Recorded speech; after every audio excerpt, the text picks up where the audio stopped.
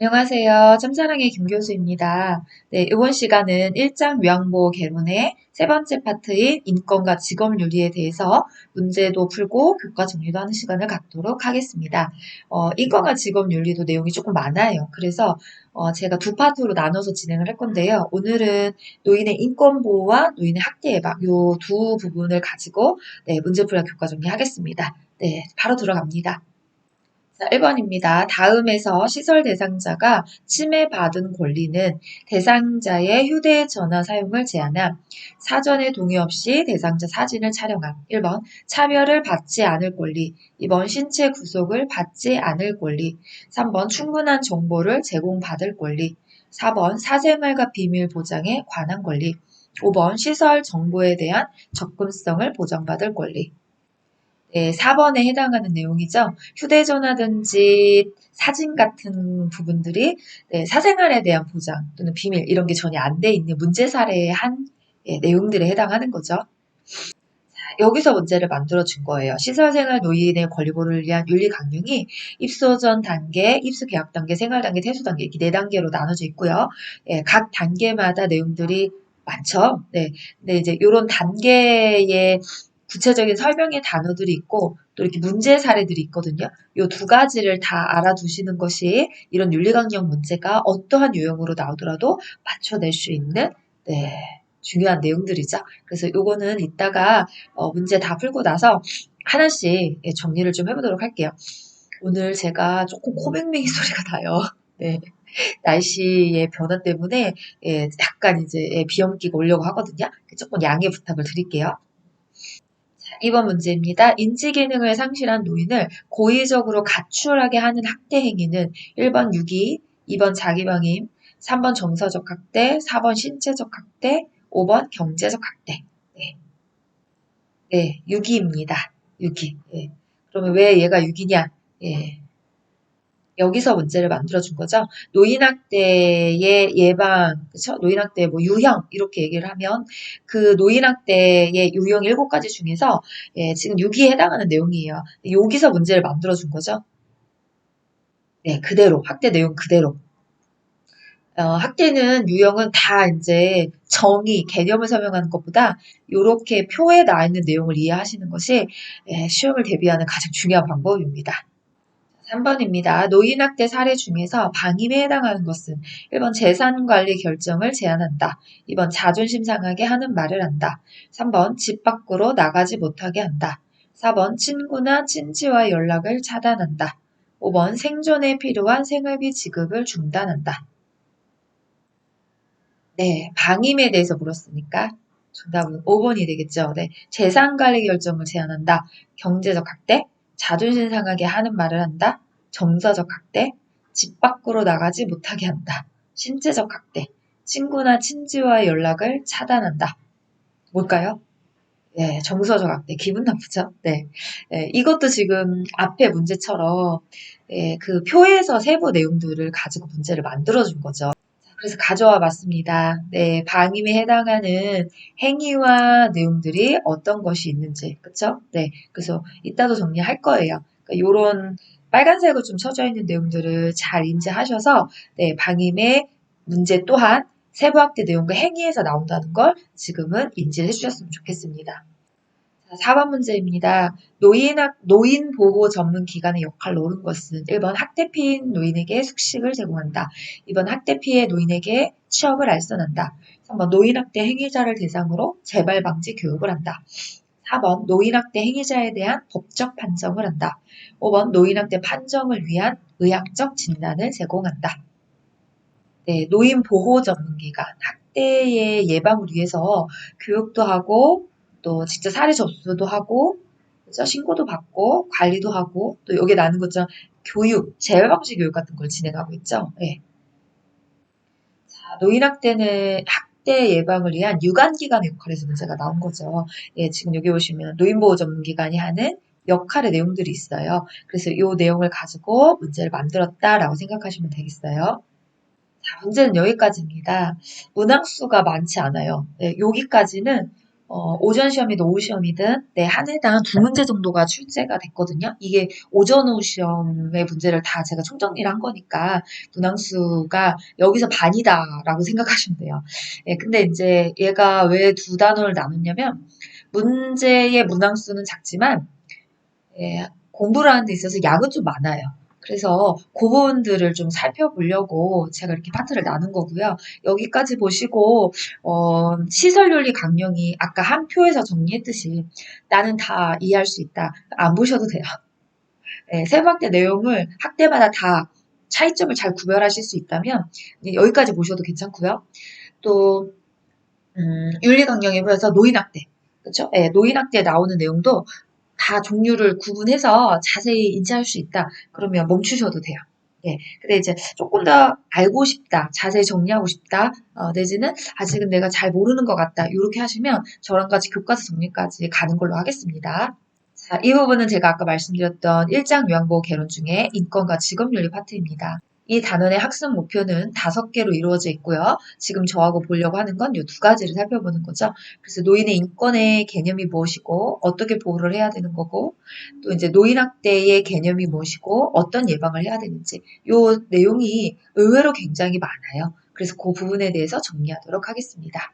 자, 일단 노인의 인권보호부터 보도록 할게요. 비엔나 국제 고령화 행동계획이라고 하는 1981년에 만들어진 인권보호의 내용은 건강, 소비자로서의 노인, 주거와 환경, 가족, 사회복지, 소득보장과 고용, 교육까지 7가지의 이 내용으로 만들어져 있고요. 자, 그중에서 노인의 법적의 권익을 보호하기 위해서 3가지의 내용이 교재에 실어져 있는데 첫 번째가 일반적인 기본권, 행복추구권과 평등권에 관한 내용이고요. 이거를 예시로 두는 예시문들이 최근에 요양병원이나 병원 같은 데서 어떤 신체적인 결박 행위라든지 또는 구속을 한다든지 고문 같은 걸 하면 안 됩니다. 이런 내용들은 노인의 법적 권익 보호 중 일반적 기본권에 해당하는 내용입니다. 그다음 두 번째는 자유권이에요. 부양의무에 대한 노인의 경제생활에 관한 자유권이다 이렇게 되는데, 그러니까 부양을 전제로 재산을 상속받은 경우에 부양을 해야 되죠. 네, 근데 그거를 안 한다고 하면 뭐 노인의 어떤 경제생활에 대한 자유권을 침해시키는 거예요, 그렇죠? 그다음에 사회권, 대표적인 게 노인장 요양보험을 통한 요양보호 서비스를 받을 수 있다. 요런 3가지가 법적 권익보호에 해당하는 내용입니다. 자, 이제 생활시설 노인보호, 그쵸? 윤리강령. 네, 생활시설 노인 권리 보호를 위한 윤리강령을 하나하나 살펴보도록 할게요. 일단은 한눈에 정리를 해두시고요. 다 보시고 나셔서 요 화면을 다시 돌아오셔서 복습을 한번 해주셨으면 좋겠어요. 입수 전 단계가 뭐가 있지? 입수 계약 단계 뭐가 있었지? 생활 단계 뭐가 있었지? 퇴소 단계 뭐가 있었지? 이렇게 선생님들이 직접 한 장면에 정지 버튼을 눌러 놓으시고 이걸 머릿속에 잘 기억하실 수 있다면 다 아는 겁니다. 예. 자, 그럼 4단계 중에서 첫 번째 입소 전 단계를 볼게요. 여기는 한 개죠. 시설 정보에 대한 접근성을 보장받을 권리. 예, 그러면 접근성이니까 내가 입소하고자 하는 시설이 어떠한 시설이지? 이거에 대한 정보를 가까이 가려면 카페나 블로그나 또는 메신저, 홈페이지 이런 데 정보 공개를 통해서 보장받을 수 있고요. 또 이제 안내 책자라든지 이런 것들이 준비가 되어 있어야 되는 거죠. 허위 정보는 하면 안 됩니다. 정보에 대해서 뭐 이런 내용들이 교과서에 들어가 있는데 그걸 보시면 아 이거는 시설 정보에 대한 접근성을 보장받을 권리 내용이구나 이렇게 생각해 주시면 좋겠고요. 다음은 입소 계약 단계로 가겠습니다. 자, 입소 계약 단계에서 충분한 정보를 제공받을 권리가 있어요. 그러면 여기서 말하는 충분한 정보는 당연히 계약 단계니까 계약과 관련된 정보일 거예요. 그래서 계약 기간이 어떻게 되고 또 이제 들어가는 비용이 어떻게 되고 또 이제 본인 부담금이나 비급의 항목이 어떤 게 있고 또 이제 이 시설에 입소하실 때 절차, 운영, 규칙, 규정 이런 것들에 대해서 충분히 정보를 제공받을 권리가 있다는 거예요. 그다음 입소 계약 단계 두 번째는 스스로 입소를 결정하고 계약할 권리라는 거죠. 그러니까 타인의 강요가 아니고 입소하실 때 반드시 노인 스스로가 입소 여부를 결정해 주셔야 되고 또 이제 계약에 관한 내용을 나누고 나시면 서명 후에 한 분씩 계약서에 대해서 보관하는 원칙이 있고요. 그러니까 항상 입소는 어르신 스스로 결정을 해주셔야 됩니다. 그 내용인 거죠. 자, 이제 생활 단계로 들어갑니다. 제일 많아요. 자, 첫 번째가 개별화된 서비스를 제공받고 선택할 권리다 이렇게 되는데 도대체 개별화가 무엇이냐? 이 단어를 파악하시는 게 제일 빠르겠죠. 네, 개별, 각각이라는 거예요. 각각. 그러면 각각의 개별이 되려면 제일 중요한 건 욕구를 파악하는 거죠. 원하시는 걸 파악해야 돼요. 원하는 거. 어르신이 원하는 건 욕구를 파악하셔서 그 내용을 기반으로 서비스가 제공이 돼야 되고 또 어르신이 원하는 생활 방식인 머리 모양, 의복 같은 것들이 있다면 그것 또한 어르신이 스스로 생활 방식에 대한 걸 결정하실 수 있게 도와드리라는 거죠. 그래서 이 개별화의 대표적인 단어는 욕구입니다. 자, 두 번째는 안락하고 안전한 생활 환경을 제공받을 권리입니다. 어떤 환경이 안전한 거냐, 어떤 환경이 안락한 거냐, 여기서 중요한 건 환경이죠. 그래서 휠체어나 보조기구 이동 공간을 확보한다든지 또는 가정과 같은 환경을 제공해서 환기, 온도, 습도 같은 것들을 맞춰준다든지 이거 전부 다 환경 얘기죠. 자, 이제 문제 사례가 등장합니다. 네, 근데 이제 문제 사례를 보시기 전에 제가 이렇게 써놨어요. 이제 문제 사례는 교과서 그대로 제공하지 않는 출제 동향을 보게 됩니다. 문제 사례 속 내용의 의미를 파악해 주세요. 옛날에는 교과서에 있는 문제 사례를 그대로 사용했거든요. 근데 지금은 네, 처음 보는 내용도 가끔 등장하는 경우가 있더라고요. 최근에 문제를 보니까. 그러면 우리가 그 새로운 문제 출제 동향에 맞춰서 공부를 한다는 것은, 교과서에 나오는 문제 사례가 아닌 다른 사례를 쓰더라도 내가 개념에 대한 정리가 확실하다면 그건 어렵지 않다고 볼 수 있어요. 근데 그냥 단순하게 책에 나오는 문제 사례들만 기억하고 넘어가겠다고 하고 의미 파악이 제대로 안 되면 그땐 사례를 바꿔놨을 때 맞출 수가 없게 되는 문제가 생기잖아요. 그래서 이 문제 사례를 다시 제가 보겠지만 선생님들과 같이 보겠지만 이거를 보시면서 이해해 주셨으면 좋겠어요. 이런 내용의 느낌이 나오는 예시가 들어가 있는 건가 보다. 이런 식으로 그렇죠? 그래서 교과서에서는 입소 전에 침대를 쓰셨는데 입소를 하시고 나셔서 침대가 없으니까 매트리스를 써라라고 했잖아요. 그럼 아까 집에서 쓰시던 환경과 같이 안락한 환경이 돼야 되는데 집에선 침대, 여기서 매트리스. 안락할 수가 없어요. 여러분들 잠자리가 하나 바뀌면 금방 불편해지잖아요. 그러한 환경에 대한 내용이다. 이렇게 생각하시면 좋겠고요. 자, 다음은 생활 단계에서 사생활과 비밀 보장에 관한 권리입니다. 아까도 문제에서 푸셨듯이 개인정보에 대해서 충분히 설명하셔야 하고 또 동의를 구하셔서 사전에 동의 없이는 절대 쓰시면 안 되고요. 그 다음에 정보통신 기기라든 우편물 수발신의 제한이 있어서는 안 된다는 내용이죠.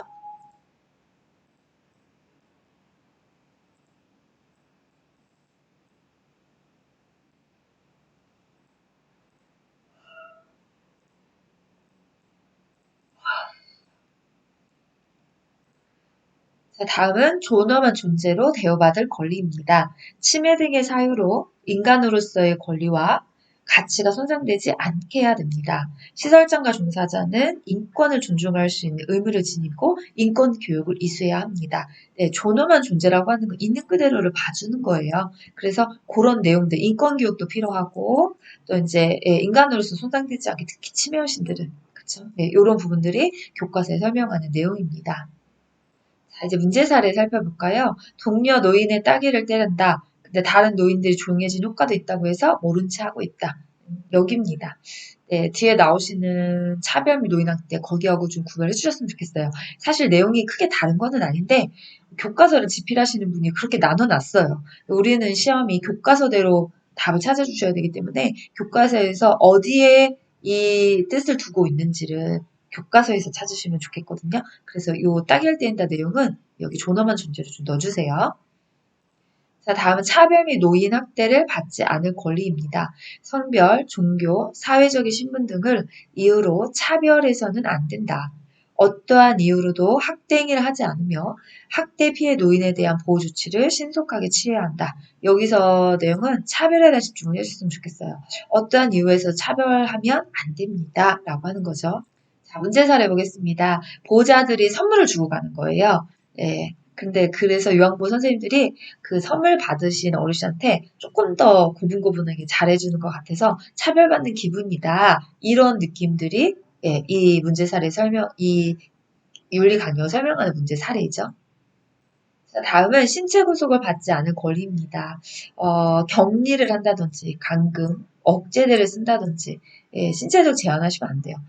긴급하거나 어쩔 수 없는 경우에 예, 하더라도 반드시 보호자에게 사실 통지하셔야 되고, 동의를 받으셔야 되고, 기록을 쓰셔야지만 돼요. 예, 이게 신체 구속을 받지 않을 권리에 해당한 내용이죠. 자, 문제 사례 볼까요? 배회 중에 골절을 하셨어요. 그래서 그다음부터는 또 이제 넘어지실까봐 손발을 묶어 억제를 당하고 있다. 묶으면 안 된다 그랬죠? 네, 그래서 신체 구속을 받지 않은 권리에 위배된 문제 사례 내용입니다. 자, 일곱 번째입니다. 질 높은 서비스를 받을 권리입니다. 여기서 중요한 건 다양한이 나와야 돼요. 뭐 적절한이 나와야 돼요. 네. 지금 훈련이나 교육이 나와야 돼요. 네.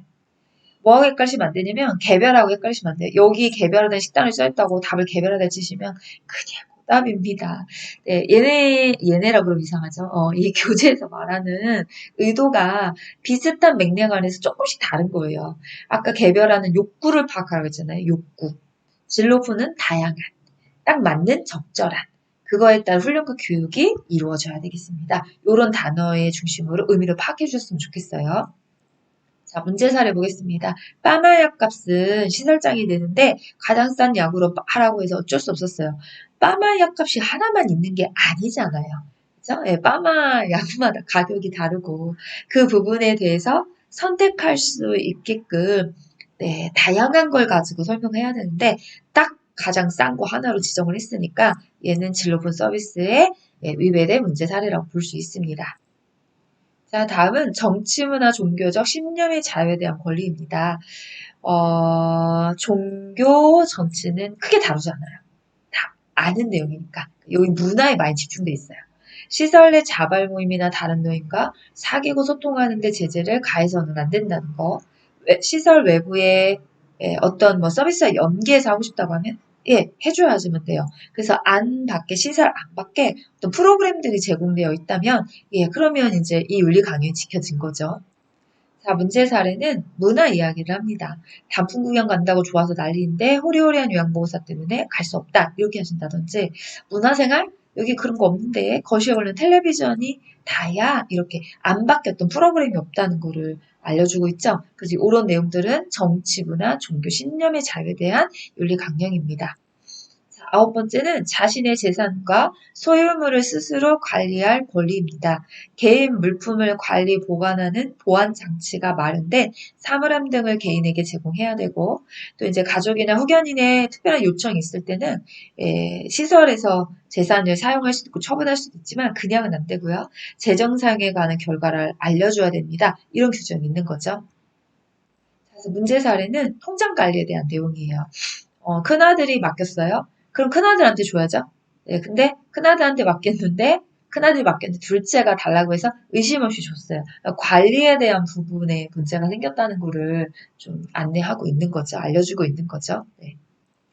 다음은 이성교제 성생활 기호품 사용에 관한 자기결정의 권리입니다. 네, 얘는 따로 안 볼 거예요. 제목만 볼 거예요. 왜냐면 선생님도 보셔도 잘 알 수 있는 내용이고 아직까지도 제가 좀 의아한 내용입니다. 11번입니다. 자신의 견해와 불평을 표현하고 해결을 요구할 권리가 있다는 거예요. 불만이나 고충을 처리하기 위한 규정을 마련해야 되죠. 절차도 있어야 되고요. 뭐, 건의함이라든지, 운용이라든지 이런 것들이요. 그 다음에 또 이제 그 내용이 들어오면 즉각적으로 해결을 해줘야 되고, 또 해결을 한다고 네, 그 불이익이나 가게 한다든지 뭐 이런 거 하시면 안 된다는 거. 그래서 중요한 건 불평은 표현하고 해결을 요구하셔라. 요 내용이죠. 자, 무엇이 불만인지 볼까요? 그렇죠. 식은 반찬이죠. 식사 시간의 조정에 대한 걸 좀 요청하는 거예요. 엄청 많죠. 네, 이제 마지막이에요. 퇴소 단계까지 오셨어요. 스스로 퇴소를 결정하고 거주지를 선택할 권리가 있다. 입소도 스스로 결정하셨지만 퇴소도 마찬가지예요. 그래서 전원이나 퇴소를 해야 될 때는 어르신 스스로 결정하는 거고 그 이후에도 이제 적정 삶을 연계해주면 좋겠습니다. 이런 내용들이 들어가죠. 문제 사례 보겠습니다. 전원이나 퇴소를 해야 되는 경우에 노인에게 어르신이 직접 물어봐야 돼요. 근데 묻지도 않고 그냥 퇴소하고 그냥 전원하고 그럼 지금과 같은 문제 사례가 지켜지지 못했다는 내용에 해당합니다. 네, 여기까지 내용이니까요. 한눈에 보이는 그 화면을 다시 돌아가셔서 내가 잘 알고 있는지 복습을 꼭 해주셨으면 좋겠습니다. 자, 바로 노인학대로 들어가도록 하겠습니다. 네, 노인학대 유형에 대해서 설명하고 있죠. 학대는 유형의 문제가 가장 많이 출제되고 있고요.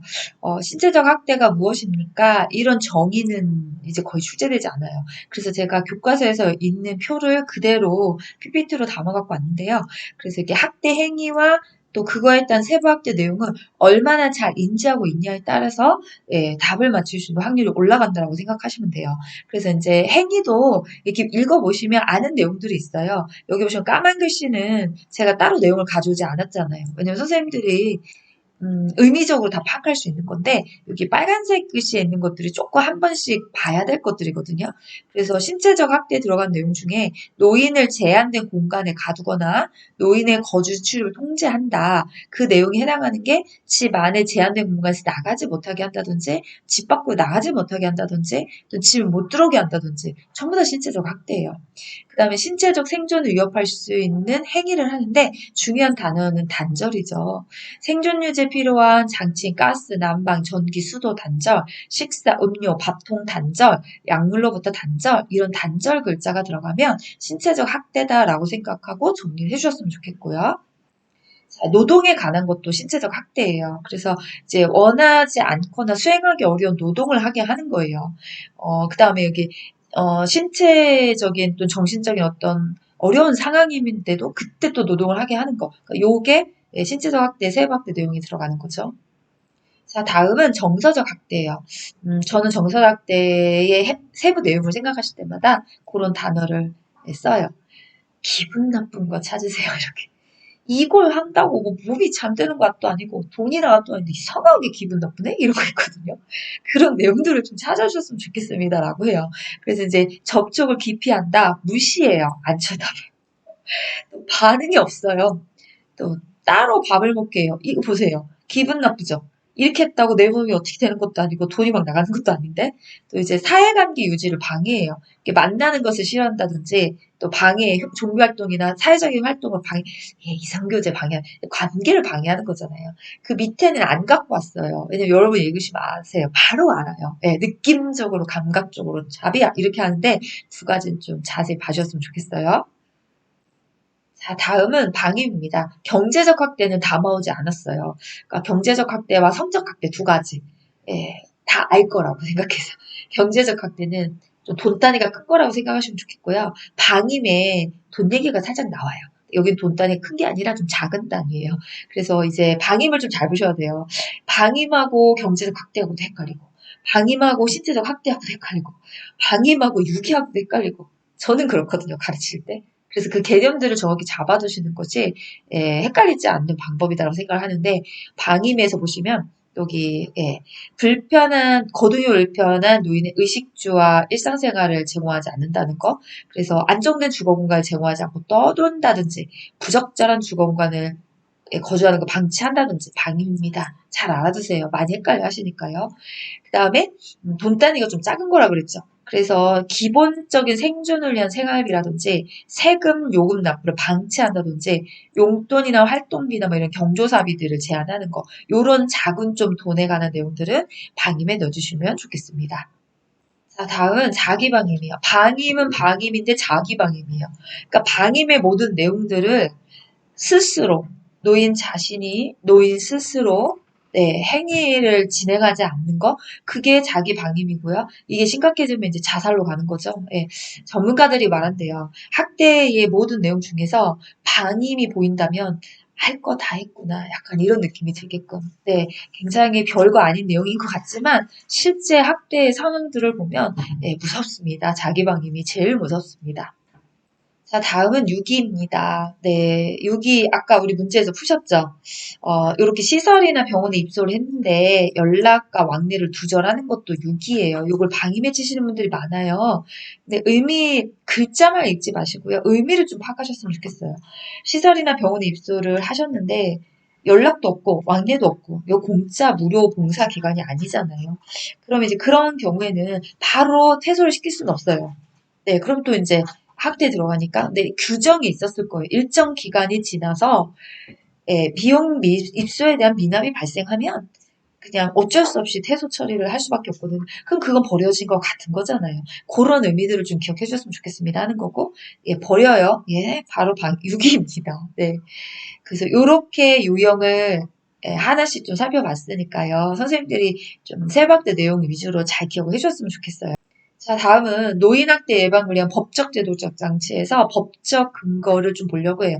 제가 요것 때문에 신고 의무자 절차요.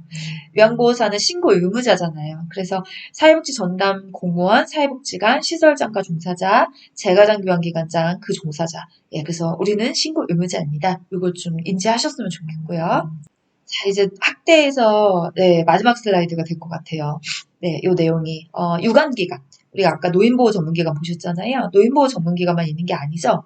노인복지 시설도 있어요. 그래서 수사라든지 기관에 직접 신고를 한다든지 또 입수 의뢰 시 신속하게 보호를 해주신다든지 예방교육을 좀 진행해야 되는 곳이고요. 사법경찰은 노인보호 전문기관처럼 학대 신고 사례에 대해서 현장 조사라든지 또는 이제 수사 전담이라든지 또는 응급조치를 요하는 학대 사례를 일시보호 또는 의료기관 의뢰한다든지 그래서 노인학대 신고를 받는 곳이 두 군데예요. 노인보호 전문기관 또는 사법경찰 이렇게 유관기관 알아두셨으면 좋겠고요. 자, 다음은 의료기관입니다. 네, 의료기관은 피해대 노인에게 또 종합적인 의료 서비스를 제공한다든지 또 이제 판정을 위한 의학적 진단, 소견, 증언 진술 이런 것들을 하는 기관이죠. 그다음에 이제 법률기관은 어떤 법률적 보호라든지 후견인의 지정, 피해 노인의 가족과 어떤 격리 조치 이런 것들을 진행하는 곳이에요. 그래서 이런 유관 기관들도 같이 정리해 두셨으면 좋겠습니다. 자, 오늘의 마지막 슬라이드입니다. 네, 늘 같은 소리 하죠, 김 교수가요. 문제는 교과서 개념을 이해하였는지를 점검하기 위한 곳입니다. 그래서 항상 문제를 푸시면서 이 문제로 개념을 이렇게 설명하면 내가 맞출 수 있는 건가? 아까 학대 유형의 문제를 푸실 때도 유기에 대해서 물었지만 내가 7가지의 유형들을 다 파악하고 있을 때 유기를 내도, 신체적 학대를 내도, 정서적 학대를 내도, 방임을 내도 나는 맞출 수 있습니다. 라고 이렇게 자신 있게 예, 공부를 해주셔야 돼요. 그래서 예, 문제는 하나였지만 개념은 여러 개거든요. 그 개념을 잡고 가는 것이 예, 오늘의 또 중요한 마지막 잔소리입니다. 네, 여기까지 시청해주셔서 감사하고요. 예, 선생님 다음 시간에 또 뵙도록 하겠습니다. 오늘도 열공하세요.